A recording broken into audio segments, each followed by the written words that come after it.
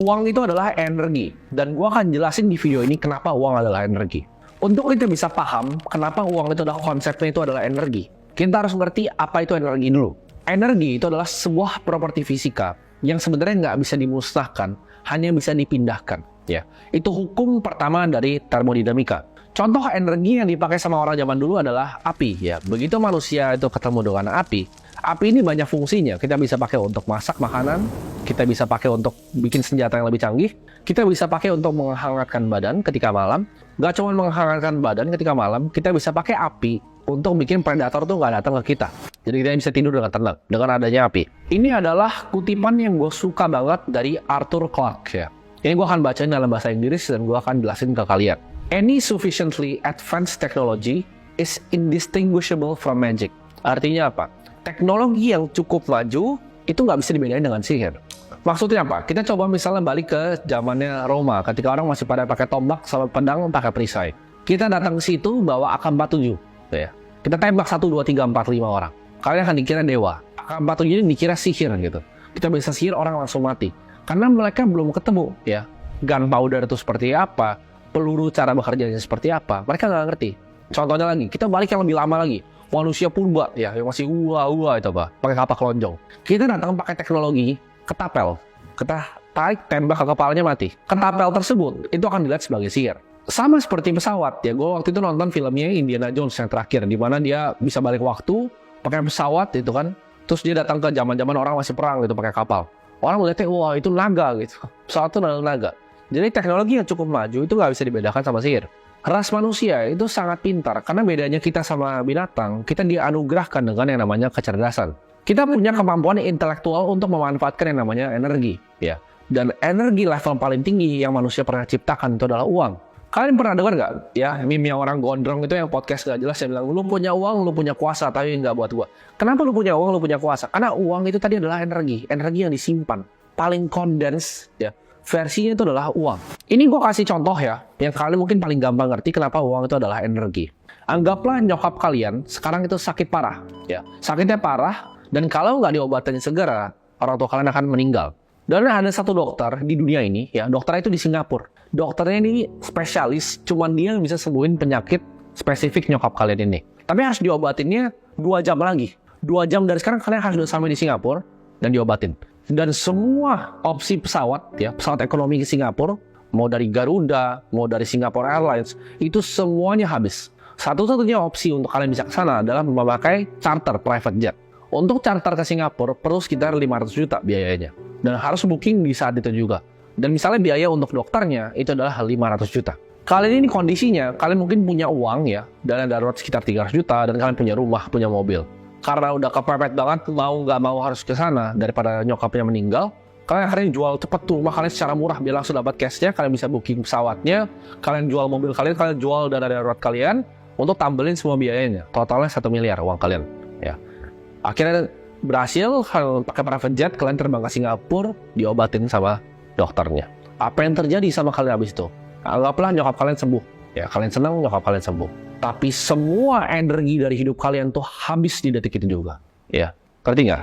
Energi kalian di saat itu juga, ketika kalian mendarat di Singapura, kalian nol nih. Anggaplah semua harta kalian jual 1 miliar, tak untuk sana. Kalian nol di sana, bahkan kalian nggak bisa makan di Singapura, dan kalian bingung nggak bisa pulang dari Singapura. Energi kalian sebagai manusia, seorang manusia itu habis. Tapi kita coba bandingkan ya. Orang tadi itu misalnya kalian gitu, pas-pasan hanya punya uang 1 miliar. Itu bahkan yang punya 1 miliar. Kalau nggak punya, nyokapnya meninggal di sini. Kalau punya 1 miliar maksa begitu, energinya habis. Sekarang kalian bandingin sama orang yang punya 100 miliar cash, liquid. Untuk keluarin 1 miliar begitu buat nyokapnya, gak mikir. Cepet hilangin 1 miliar. 1% doang kok energi gua keluar sana. Nyokapnya sehat, balik lagi. Dan hidupnya gak berubah. Energinya habisnya cuma 1%. Sedangkan tadi kalian orang yang gak punya energi, mati hidup kalian. Nah, pertanyaannya, apakah itu bukan sihir? Ketika kalian bisa begini, private jet datang, nyokap kalian ke Singapura, berobat, balik lagi. Ya, teknologi yang cukup canggih itu nggak berbeda dari sihir. Jadi kalau kalian punya energi yang banyak, itu sama kayak sihir. Gue dapat konsep ini karena gue kepikiran kemarin, gue nonton film namanya Oppenheimer. Jadi ini film buat yang kalian tahu, ini gue nggak spoiler di sini. Ini film bagus banget, kalian harus nonton. Ketika ada dokter Oppenheimer ini bikin bom atom. Tapi yang stuck di otak gue, kenapa uang itu adalah energi? Amerika keluarin $2 miliar untuk research bikin bom atom itu, yang dipakai untuk bom Hiroshima dan Nagasaki. Dari format energi uang, dijadiin format energi jadi bom dengan harga $2 miliar untuk riset sepanjang 2 tahun itu. Dan akhirnya dijatuhin energinya untuk bisa menang perangnya. Jepang menyerah, angkat bendera putih. Itu adalah contoh kenapa uang itu adalah energi. Dari 2 miliar tadi, mereka bisa bayar semua ilmuwan fisikawan paling pintar di dunia dikumpulin di satu tempat untuk bikin bom atom. Itu adalah kenapa gue bilang tadi, uang adalah energi paling tinggi yang diciptakan ras manusia. Gue kasih contoh lain lagi, biar kalian paham. Kemarin gue tadi ada berita, kasihan banget. Ada seorang supir truk. Mungkin kalian juga lihat beritanya. Supir truk ini kecelakaan. Dan kakinya itu sampai busuk karena dia nggak punya energi untuk berobat ke rumah sakit.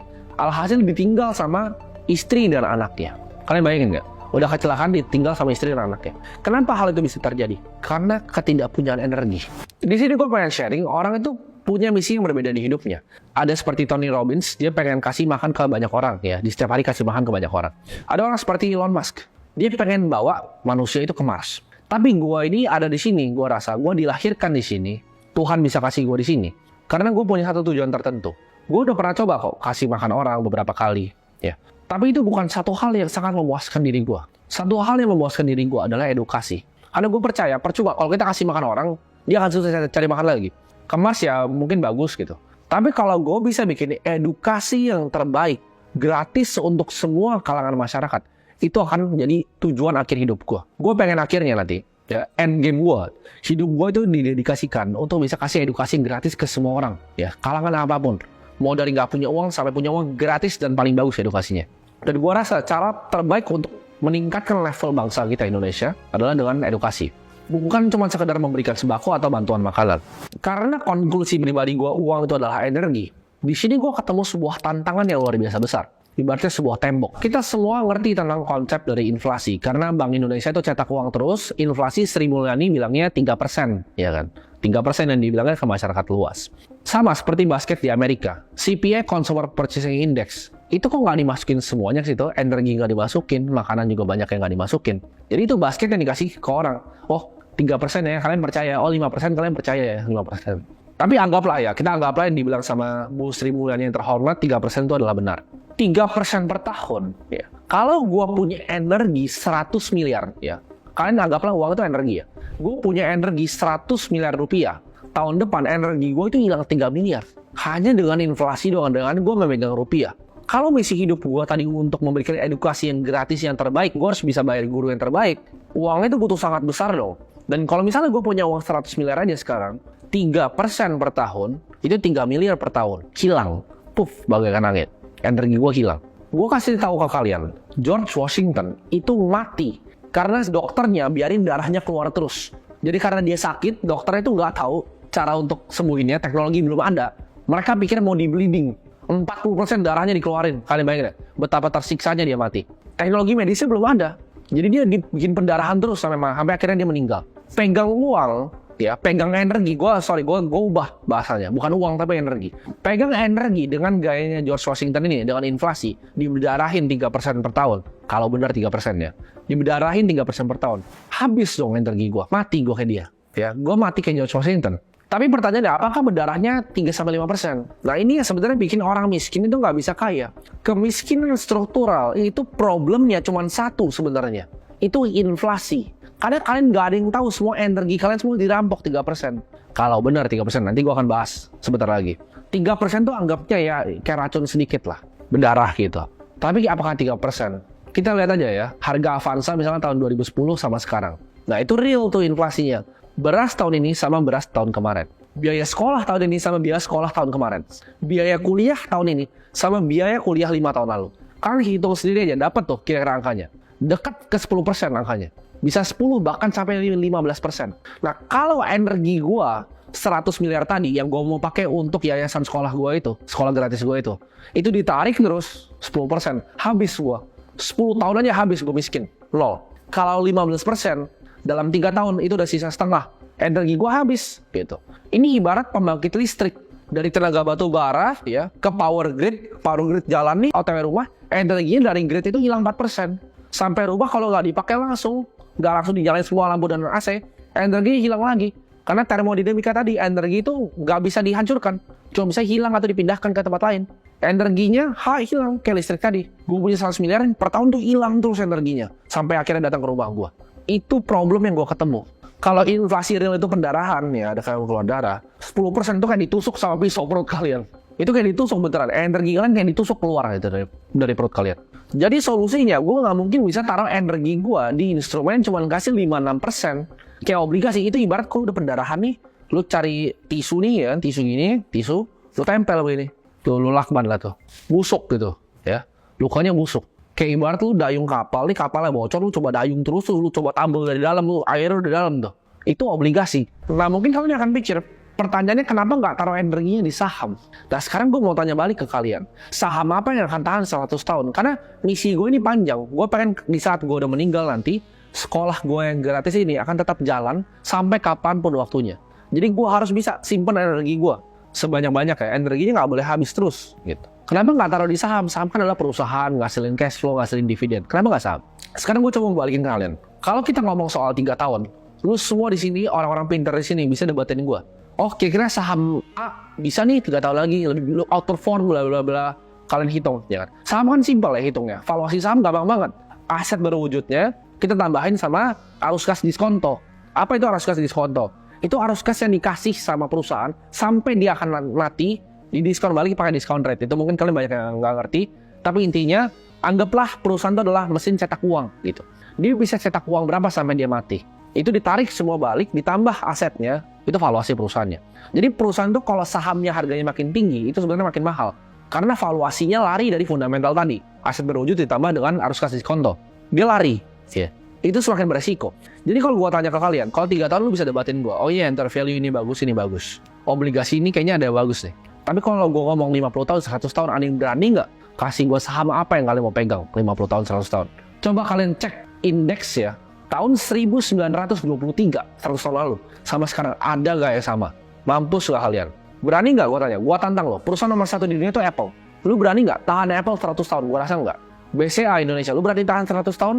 Lu yakin 100 tahun lagi masih ada Bank Sentral Asia? Gue sih nggak berani betting bahwa masih ada BCA 100 tahun lagi. Di dunia ini nggak banyak perusahaan yang bisa tahan bahkan 100 tahun. Ada beberapa perusahaan di Jepang. 50 tahun itu kecil banget kemungkinannya. Karena perusahaan tadi semakin tinggi harga sahamnya, perusahaan harus bisa kejar terus gitu. Direksi harus mikir gimana caranya increase terus. Tambahin terus uang cash flow-nya setiap quarter. Setiap 3 bulan gimana caranya kita increase perusahaannya. Jawabannya cuma satu kan, naikin harga. Karena naikin orang tuh ada batasnya. Yang kita bisa lakukan adalah naikin harga dari jasa atau produknya. Tapi di saat lu naikin harga dari jasa dan produknya di sebuah perusahaan, apa yang terjadi? Microsoft, AT&T, Facebook. Apa yang terjadi dalam mereka bertiga? Dipretelin sama pemerintah. Alibaba dipretelin sama pemerintah. Ketika harganya lu naikin dan lu beli semuanya, lu masuk ke dalam praktik monopoli. John D. Rockefeller, Standard Oil dipecahin jadi Chevron. Ketika lu bikin bisnis yang gede banget, dipecahin monopoli. Percayalah, di Indonesia juga sama. Bisnis ntar jadi monopoli dipecahin sama pemerintah. Jadi nggak ada jawabannya. Bisnis apa yang tahan 100 tahun? Institusi yang bisa tahan 300-400 tahun itu cuma 2. Antara gereja atau satu lagi adalah kampus Harvard. Nggak ada yang lain yang bisa tahan selama 400 tahun. Saham itu menurut gue terlalu banyak resikonya. 1 blunder dari manajemen, hancur sahamnya. 1 masalah geopolitik. Kayak kita tinggal di Rusia, pemerintah kita, bukan kita loh. Pemerintah kita yang mau perang tiba-tiba sama Ukraina, sahamnya 50% jatuh. Sama Indonesia nih, tiba-tiba pemerintah kita ada perang sama Australia atau sama siapa. Geopolitik masalahnya. Kita salah dukung kubu. Saham itu IHSG akan jeblok 50%, percayalah. Di halt kalian nggak bisa keluarin uangnya. Jadi percaya nggak taruh energi kalian semua di 1 perusahaan atau bahkan 3 perusahaan atau 5 perusahaan. Karena selama 100 tahun lagi mungkin nggak ada lagi perusahaan itu. Jadi gini, kalian jangan percaya semua apa yang gue omongin. Tapi kalian coba cek faktanya sendiri. Kita coba obligasi itu udah nggak mungkin lah. Itu kayak kita berdarah, gue bilang tadi tempel tisu. Saham, kalau kalian pinter kayak Warren Buffett mungkin bisa. Indeks itu ibaratnya ya di perban. Oke, kita aman tapi asetnya nggak bertumbuh. Emas, nah gimana kok? Emas kan bisa simpan energi kita lewat ratusan tahun, ribuan tahun bisa. Betul sekali, emas bisa. Tapi apakah energinya nggak hilang? Bohong kalian kalau bilang nggak hilang. Alah kenapa? Kan emas kan cuma batu. Betul cuma batu. Tapi untuk menjaga emas itu di aset yang besar. Kalau lu ngomong 5 juta, 10 juta emas, silahkan monggo. Tapi gue mau taruhnya 100 miliar, gue mau taruhnya 1 triliun. Kalau bisa 5 triliun nanti hartanya sampai gue mati nanti. Kalau gue mesti taruh 1 triliun rupiah di emas, biaya untuk menjaganya, gue mau bayar berapa orang? biaya untuk pindahin emasnya nanti berapa duit? Pertanyaannya itu kan. Kalau pindahin dekat murah, tinggal beberapa armor cards, taruh 24 orang jaga pakai senapan panjang. Tapi kalau gue mau pindahin antar benua, gue mau pindahin yang antar negara yang jauh, biayanya berkali-kali lipat, energi gue terkuras. Percayalah, gue nyampe di titik gue sekarang, punya uang seperti gue sekarang, di umur gue sekarang itu nggak gampang gitu. Dan gue bukan orang bego, kerja 9 tahun buat sampai di sini. Gue udah coba semua yang kalian pikir. Buat kalian mau tentang saham, ya, kalian coba aja siapa ya orang saham jagoan kalian, kita coba ajak podcast bareng untuk diskusi. Gue itu udah cari segala macam cara untuk simpan energi gue ini. Gue cuman ketemu satu ujungnya, yaitu di Bitcoin. Mungkin kalian ada yang ketawa di sini, tapi kita lihat aja nanti 10 tahun lagi. Karena itu simple, ya. Infinity, ya, jumlah manusia yang bisa ciptakan energi dibagi dengan 21 juta koin. Fix supply-nya. Gue bisa pindahin kemanapun, dimanapun, tanpa energi gue terkuras satupun. Kalian mungkin ada yang akan ngomong, lah kenapa kalau lu percaya banget sama Bitcoin, kalian lu gaji aja karyawan lu pakai Bitcoin. Ngapain pertanyaannya? Bitcoin itu nggak akan pernah jadi currency. Ini banyak orang salah kaprah. Bitcoin itu bukan currency. Bitcoin itu adalah sebuah aset, seperti properti yang ada di digital. Kalian akan nanya, kenapa nggak properti? Betul jawabannya, properti. Properti itu kena pajak setiap tahunnya, berapa persen? 100 tahun, hilang aset kalian.